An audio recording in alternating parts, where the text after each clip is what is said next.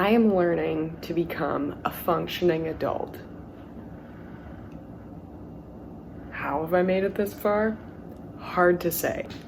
I wanted to take a minute to give you guys some suggestions and share some of my tips and tricks that have helped me save money up to this point in my life and reduce my credit card debt and overall student debt up until this point.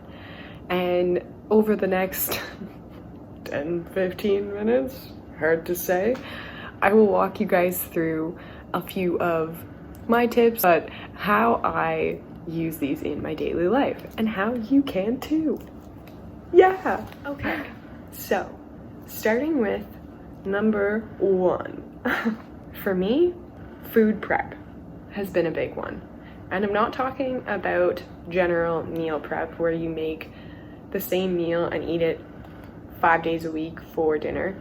Nothing wrong with that, but I didn't find that really worked for me.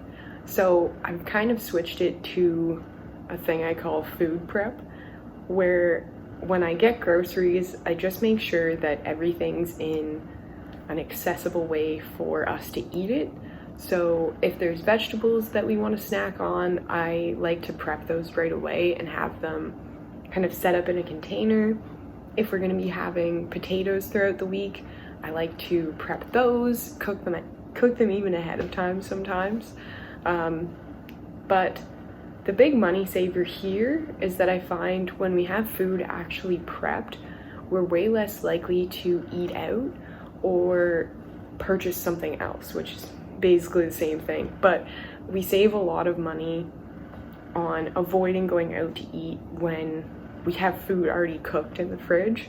So if we don't have beans cooked ahead of time, or if something's not chopped, we're way less likely to use it. And then it leads to food waste. It leads to spending $50 to $70 on a dinner out, which is not necessary, and we could be saving that money, and just little things like that. So I find food prep, just bulk prepping your groceries in a way that makes sense for you, is a really big money saving tip, and not necessarily directly where you're going to be like, oh, I have an extra $5 here, but where you're going to notice you're wasting less food, and then in turn you're needing to buy groceries less often.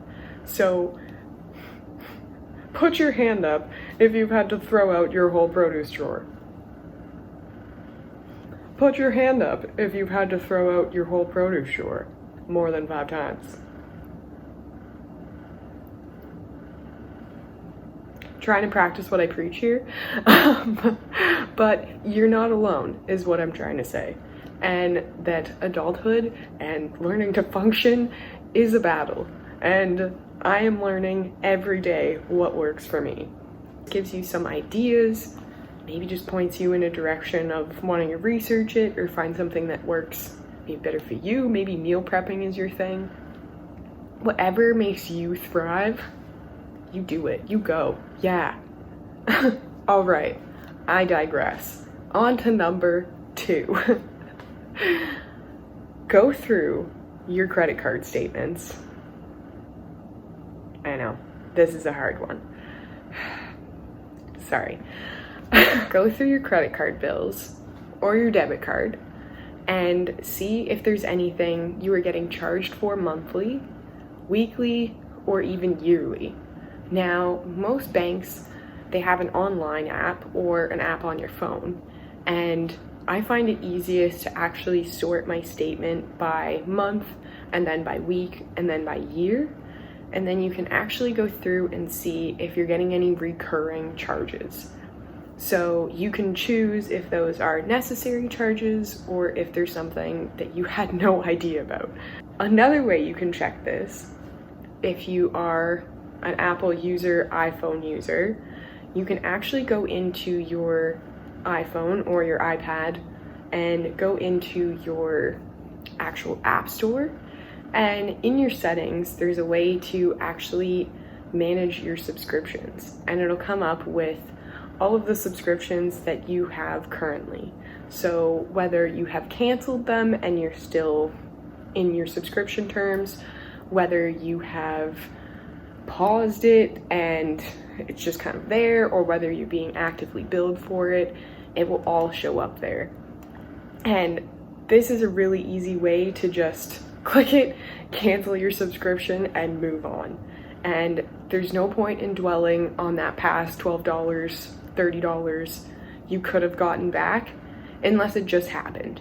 I mean, if it happened the day before and you just canceled it, it's always worth a try to email the company politely and just explain that you didn't realize it was still going. You understand that it's not in their policy to give you a refund, but you just wanted to give it, like, shoot your shot, really. Just see if it's possible.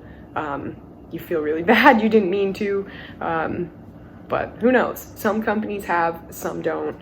Totally dependent on them, but just go in there knowing it's very possible you won't get your money back, but it's always worth a shot. Number 3, buy things based on season and when they're on sale. Now, this one is a bit different depending on where you live. So for me, in the east coast of Canada, buying food based on seasons can be bleak. Fruit is very minimal in the wintertime, and if you are focusing on buying in season, it's going to be a lot of dried fruit, frozen fruit, yum, and things like that. But depending on where you live, what food is in season is going to be very different for you. But buying food in season is way more cost effective because there's so much of it. So for example, buying a flat of strawberries right now is around 20 to 40 bucks depending on which farm you go to. And as the season goes on, they're gonna get cheaper and cheaper because there's still so much produce left, but there's not enough time to sell it. Like, it's gonna start going bad soon, and it's only good and ripe for a short amount of time. And this is the only growing period for it. So when you buy food in season, you're helping support local, if you're buying from local farms, and you are generally saving a few dollars. Not always a ton, but I find if you stick to buying local and buying what's in season, overall you're getting more bang for your buck. Buying things based on sales. So this one in particular has actually saved me quite a bit of money. And what I mean by this is actually when you're at the grocery store and you notice that the ketchup you always buy is dirt cheap, like you're saving like $2, $3, like it's a really good deal for what you're getting. If you can afford to buy an extra one, grab one. So for me, this looks like going through my Flip app and checking through the flyers for both our local grocery store as well as our local pharmacy and usually our hardware store as well. And I just kind of cross-check the prices of different things, what's on sale this week, where something is cheaper, and often the store across the street will have something, the exact same thing, but maybe $1 cheaper that week. So that's kind of how I try and purchase my groceries. And if possible, if I can afford it at that time, if something's on sale that I know we use constantly, so for us, coffee beans, they go on sale for almost $8 off. Like, it's like almost 50% off. So whenever that sale happens, I try and buy like one extra bag, like if it's on sale, I'll get it kind of thing. And then when we run out and the item's still full price, I don't have to go out and buy it full price. I already have it. So this has not always worked, and sometimes we just run out of things and we don't have it, or I can't afford to purchase things this way. But when it works and we can afford to buy it when it's on sale, it's really helped save money in the long run. So, for example, our coffee beans are $12.99 for a fairly large bag, like it'll last us about a month, and it is regularly priced at $18.99. So I really try hard to avoid buying it full price, to the point where if we're out of coffee, I won't buy it if it's not on sale, which gets bleak. So I love making sure we have an extra bag so that doesn't happen. And that sale happens like every 3 weeks to a month. So try and learn your flyers, try and learn your store deals, and focus on shopping when there's sales. That is a big tip. Right, number 4. What is this? 4. All right, a 4th way for you to save money. Going back to your bank account. If you want to do this at the same time as number 1, that makes sense. But take a peek for any hidden bank fees. So sometimes we get charged for interest on credit cards. There's ones for just paying to use your debit card with some bank accounts. Some will charge you if you use your debit card more than a certain amount of times. Transaction limit, I believe they're called. And things like that. And they range anywhere from $1.99 to like $50 to $60 depending on your interest. So these things really add up quickly, and if you're not aware of them, they can surprise you and totally bite you in the butt. Been there. It sucks when you just make a payment and then you get charged interest, and it's about the same amount of the payment that you just put on, and you just feel like you're drowning and you're never gonna get back up. You can. I swear you can. I have. And goddamn, it was a journey, but you will get there, I promise. But you gotta work, and it will be hard and not fun at all times, but you will be thankful when it's done, because financial freedom and not having debt reduces so much stress. Like, I would much rather have my credit card be at 0 than have the latest style. Like, every time I will choose that. Like, saying no to something if I can't afford it, like, every time I will choose that over putting myself into financial stress again. It's not worth it. And I really hope that if you are struggling with financial stress or debt right now, that you ask for help for sure. Reach out. There's so many resources out there right now. I'll try and link some below too. And just know that you will get out of this. If you were watching this video, if you've looked into it this far, you're already more than halfway there. Like, you've taken such a big step, and that initial decision is way bigger than you know. Like, just, you're doing great, okay? You got this. 5. This one is a fun one for me. It might be for you too. This one is fixing or repairing items that are broken before buying something new. Now, this won't work with everything, but it will work with quite a few things that you use in your daily life. So, furniture, for example, shoes, clothing, lots of stuff like that, pillow covers, curtains.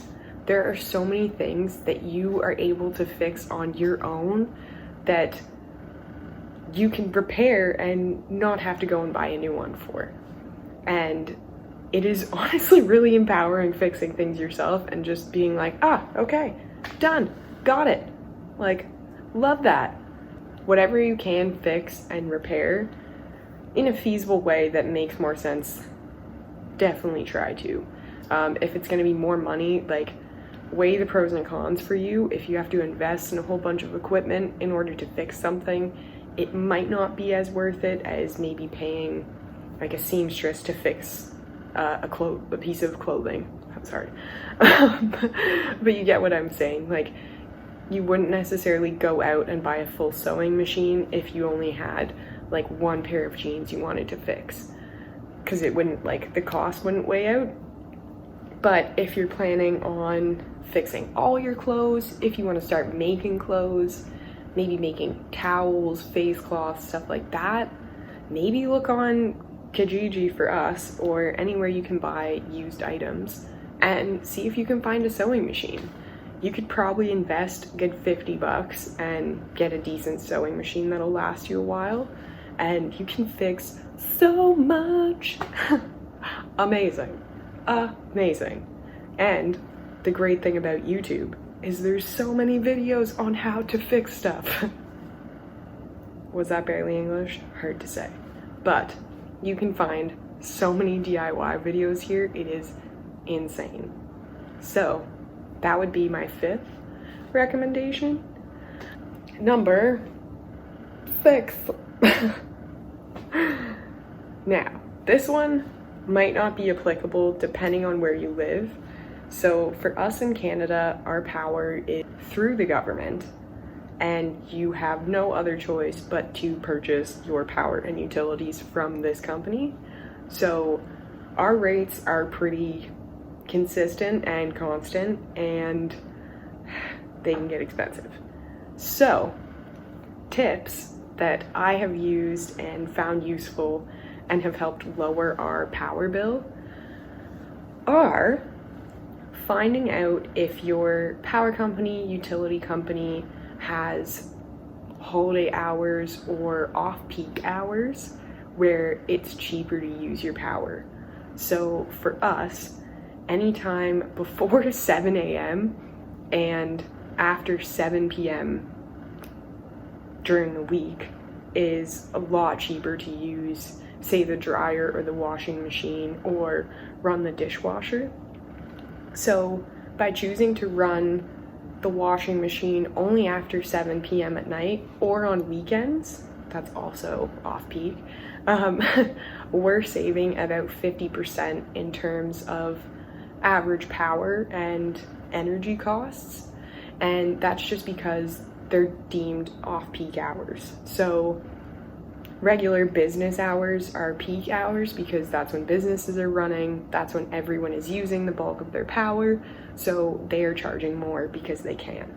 So for us, since I work from home currently, not really working, sorting out therapy, just getting back on track, I have been finding it a lot easier to just do laundry, run the dishwasher, anything like that, either on the weekends or in the evenings, and it has reduced our cost so much.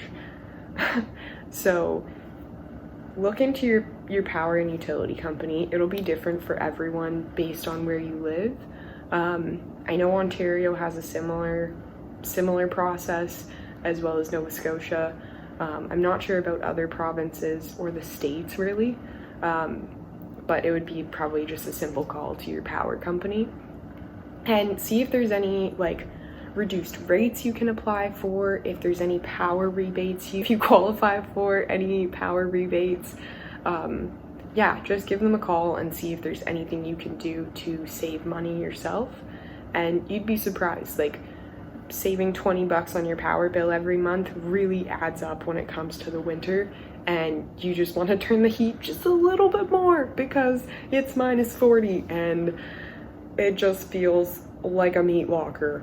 So yeah, ways you can save your money. Number 7.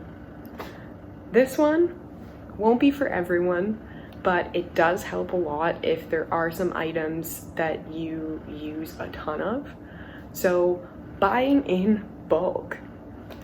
I only do this for a few things. So if it's something I know we use a lot of, I try and find it in the biggest possible package, but for the least amount of money. So usually you can do this through local health food stores, even local grocery stores, or even just online. So I'll link a few websites below that I've used in the past and that I still use. But for me, items that I try and buy in bulk would be flour, any grains. So we eat a lot of rice and quinoa, and beans. So chickpeas in particular and black beans are really popular for us, as well as green lentils. So if those are in a bigger quantity for a smaller amount or smaller price, I usually try and do it that way because I know we'll get through it before it goes bad, and I know it's cheaper than buying the smaller package more often. Our flour is freaking huge and cost around $100 up front, but it has lasted us already probably 4 months and will probably last us like another few months at least. And it's just really handy. I do a ton of baking. I love making bread. So having that much flour is way smarter for me than just buying the 1 kilogram bags for like $5 to $10 depending on where you go. And yeah, just way more cost effective to buy it in that big of a bulk. Those purchases on bigger items makes a big difference, and actually saves a lot more money than you'd expect. But wait, there's more. Number 8. Okay, number 8. Making your own cleaning supplies. Now, this one I think shocks a lot of people, especially when they are used to buying Clorox, Lysol, Glade, I don't know, all the normal chemical-filled cleaners that we are told to / made to think we need to clean our houses, which we don't. And we don't need to be breathing those things in, and we can clean way more effectively with way less chemicals and for way less money. So I will have a video on that later. I'm hoping next week or further down the road, but on how to make your own cleaning supplies. Now, for me, my basic ingredients I like to have on hand are vinegar, baking soda, lemon juice. Now, you can use bottled lemon juice or actual lemons. The only difference there would be that if you have actual lemons, you can cut them in half and actually use them as sponges too. Life hacks, right? So if you're using baking soda, say, sprinkle it on wherever you're trying to clean, and then you're gonna wanna just like splash a bit of vinegar onto the baking soda, and it's gonna immediately react and start fizzing. And for harder stains, I like to let this sit overnight. And for just like basic cleaning, I kind of just like, for like a bathtub, I leave it there for a few minutes. And then if it's really not working or something's not coming off, that's when you bring in the lemon juice. And you can actually just squeeze a bit of lemon juice right on there, and it reacts with the baking soda and vinegar to create such a great cleaning compound. And of course, this doesn't have the disinfectant capabilities that we are used to in, say, like Clorox and Lysol and stuff like that. So if you are looking to maybe sanitize a bit more, I would suggest looking into more natural or plant-based made cleaners. Also, you can use isopropyl and water that down in some ways, and that's a great disinfectant.